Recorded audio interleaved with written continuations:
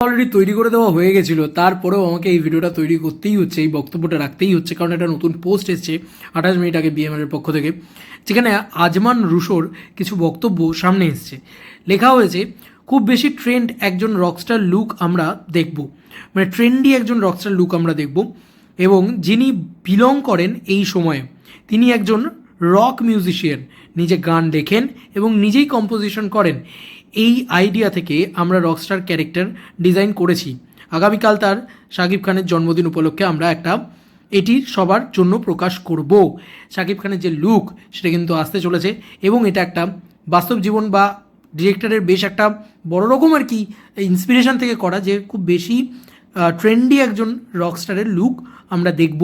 এখান থেকে বোঝা যাচ্ছে এই জিনিসটা, এবং যিনি বিলং করেন এই সময়, ঠিক আছে, এই সময় বিলং করেন মানে কারুর একটা বায়োপিক কিন্তু তার নাম না নিয়ে আর কি একটু ফিকশনাল করে আর কি করার কিন্তু বড় রকম চেষ্টা কিন্তু চলছে বলে আমার ধারণা। এবং এখানে বলা হয়েছে যে এখানে কোনোভাবেই সাইয়ের সাথে মিলছে না, কারণ নিজেই কম্পোজিশন করে, নিজেই মিউজিশিয়ান এবং নিজেই গান লেখেন, ঠিক আছে, এবং এই আইডিয়া থেকে আমরা রকস্টার ক্যারেক্টার ডিজাইন করেছি।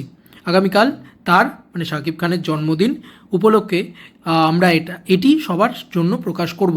একদম অফিসিয়াল কনফার্মেশন চলে এলো ডিরেক্টরের পক্ষ থেকে যে অফিসিয়ালি কালকে কিন্তু ফার্স্ট লুক পোস্টার আসছে। Welcome to my channel. আমি মনে এখন কথা বলবো হচ্ছে মেগাস্টার শাকিব খানের কালকে birthday. In advance happy birthday megastar Shakib Khan. এই মানুষটা বাংলা ইন্ডাস্ট্রির অন্যতম বড় একটা নাম, শুধু বড় নাম নয়, দিস ইজ আ ব্র্যান্ড, এবং এমন একটা ব্র্যান্ড যে ব্র্যান্ডটা বাংলা ভাষাকে সারা পৃথিবীর কাছে অন্য উচ্চতায় নিয়ে গিয়েছে, যে কারণে আমি খুব পছন্দ করি মানুষটাকে এবং সেলিব্রেট করি মানুষটাকে নিয়ে। তো কালকে রকস্টারের ফার্স্ট লুক পোস্টার আসছে, দেখা যাক যে কালকে এই পোস্টার কেমন কি সাড়া ফেলতে পারে। ইতিমধ্যে পৌশালিদি যে সমস্ত আপডেটসগুলো দিয়েছে তার ভিতরে একটা আপডেট আমার প্রচণ্ড পছন্দ হয়েছে। ডিরেক্টর আজমান রুশো সে কিন্তু এই ক্যারেক্টারটাকে মানে মেগাস্টার শাকিব খানের ক্যারেক্টারটাকে, রকস্টারের ক্যারেক্টারটাকে তিনটে ভিন্ন লুকে ডিভাইড করছে। এরকম লুকে মেগাস্টারকে আগে দেখা যায়নি। এরকম একটা কথা বলা হচ্ছে, এই মেগাস্টারকে কখনো কেউ ফ্রেঞ্চ কাটে দেখেছো কখনো? না, জাস্ট বললাম, আমি বলছি না যে রকস্টারের সেরকমই কিছু থাকবে, বাট একটা বেদনাদায়ক গল্প, একটা প্রিয়তমা ভাই পাচ্ছ কি পাচ্ছ না, আর হলেও হতে পারে, কিন্তু এই সিনেমাটা খুব ভালো। আমি জানি না কীরকম হবে এই সিনেমাটা, ডিরেক্টরের ক্ষেত্রে আমি জানি না, ডিরেক্টরের গল্প আমি জানি না, বাট ডিরেক্টরকে আমি আলাদা করে ভরসা করতে পারছি না। আমি শাকিব খানকে ভরসা করলাম চলো, কারণ মেগাস্টার আছে যে সিনেমাতে, সেটা ভরসা করার জায়গা রাখে তবু, শাকিব খান ভরসা করার জায়গা রাখে তবু, তাই না? হিসাব মতন তো তাই বলছে। বাদবাকি তো সময় বলবে, বাদবাকি তো জিনিসপত্র যা আসবে সেগুলো বলা যাবে। কিন্তু ইতিমধ্যে বিএমআর যে জিনিসটা পোস্ট করেছে সেটা হচ্ছে এইটা নাকি রকস্টারের সেট থেকে ছবি। আই ডোন্ট নো যে এইটা রকস্টারের সেট থেকে ছবি কিনা, বা এইটাই রকস্টারের মেগাস্টারের লুক কিনা। বন্ধুরা, এই লুকটাকে দেওয়া হয়েছে, এই যে লুক তোমরা দেখতেই পাচ্ছ।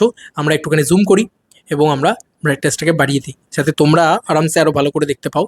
এই হচ্ছে মেগাস্টারের লুক, এরকম একটা লুক দেখতে পাওয়া যাচ্ছে শাকিব খানকে, এবং সেখানে আমরা দেখতে পাচ্ছি যে শাকিব খানের এরকম লুক তো আমরা আগেও দেখেছি, কিন্তু এই যে হেয়ার স্টাইলটা সেটা আমার খুব সেক্সি লাগছে, খুব সুন্দর লাগছে শাকিব খানকে। তবে আমার মন বলছে যে এটা কোনো রকস্টারের শুটিং নয়, কারণ দেখো বুকে একটা মাইক লাগানো আছে। আই ডোন্ট নো কোনো সিনেমার শুটিং এরকম মাইক টাইক লাগানো থাকবে ওনার বুকে, নাও মানে থাকতেও পারে নাও থাকতে পারে। দেখো একটা সিঙ্গারের গল্প এখানে, যাই হোক, এটা অন্য কোনো ছবি হয়তো কালকে ফার্স্ট লুকটা আসবে, কারণ এখানে বিএমআর লিখেছে birthday treat for the fans, এই জিনিসটা দিয়ে সে লেখা হয়েছে যে Rockstar first look coming tomorrow. কালকে কিন্তু রকস্টারের ফার্স্ট লুক আসতে চলেছে। ইতিমধ্যে প্রিন্স দাপিয়ে হলে চলছে, দারুণভাবে চলছে।